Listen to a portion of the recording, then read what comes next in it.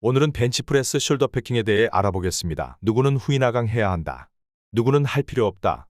파워리프팅 방식에선 해야 한다. 보디빌딩 방식에선 안 해도 된다. 바벨을 내릴 때 후인하고 밀 때 전인하면서 같이 움직여야 한다. 전거근으로 받아라 등등 말이 다릅니다. 벤치프레스와 어깨의 움직임을 고려하여 숄더 패킹이 필요한지 필요 없는지 보겠습니다. 열린 사슬 운동이란 중심부인 몸통을 고정하고 원위부인 팔다리를 움직이는 것입니다. 벤치프레스, 오버헤드 프레스, 랩풀다운 등의 운동이 있죠. 이런 열린 사슬 운동에서 중요한 것은 중심부의 안정성입니다. 우리가 벤치프레스에서 궤적을 조정하는데 신경 쓰지만 좀 더 중요한 것은 중심부인 코어를 단단하게 유지하고 있는 것이죠. 그래서 벤치프레스를 할 때 발로 바닥을 강하게 눌러라. 흉추를 들어서 아치를 유지해라.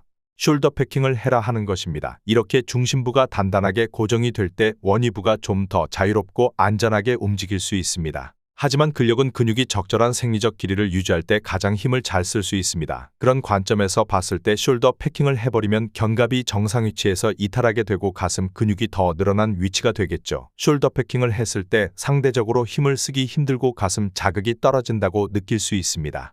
실제로 우리가 벤치에 누워있는 것이 아니라 그냥 앉아있을 때 팔을 앞으로 모으고 뒤로 벌려보면 자연스럽게 견갑이 따라 움직이게 됩니다. 그게 우리가 할 수 있는 자연스러운 동작이죠. 이런 관점에서 본다면 숄더 패킹은 가슴 근력을 키우거나 자극을 주는데 불리한 자세가 됩니다. 숄더 패킹을 굳이 할 필요 없다고 생각할 수 있습니다. 그래서 우리는 상황과 목적을 고려할 필요가 있습니다. 첫 번째 고려사항은 중량입니다. 벤치프레스는 몸의 부하가 가해지는 상황이고 좁은 벤치에 누워 바벨을 들고 있으니 상대적으로 안정성이 떨어지겠죠. 그래서 벤치프레스 무게가 늘어날수록 원RM에 가까울수록 더 강한 안정성이 만들어져야 하기 때문에 숄더 패킹이 필요합니다. 그러면 내릴 때 후인, 밀 때 전인하면 되지 않나요? 전인할 때 전거근으로 사용하면 안전하다고 하기도 합니다. 견갑은 목적에 따라 의도적으로 사용할 수도 있지만 높은 부하의 상황에서는 거의 자동적으로 기능을 하게 됩니다. 전거근 역시 동작 중에 능동적으로 컨트롤하기보다 제 기능을 하고 있으면 의도하지 않아도 견갑을 지지하기 위해 쓰입니다. 오히려 벤치프레스 중에 의도적으로 견갑을 컨트롤하려다 코어가 더 흔들리고 안정성이 떨어질 수 있습니다. 앞서 설명드렸듯 벤치프레스는 열린 사슬 운동이기 때문에 원위부를 잘 움직이기 위해서는 중심부를 단단히 고정하는 것이 중요합니다. 가벼운 무게라면 숄더 패킹을 하지 않아도 자세 유지가 되겠지만 절대적인 무게 자체가 높다면 숄더 패킹 없이 안정성을 유지하기가 쉽지는 않습니다. 두 번째 고려사항은 가동 범위입니다. 하강 범위가 중요한데요. 파워리프팅 방식을 따르겠다면 바벨이 가슴에 닿아야 하겠지만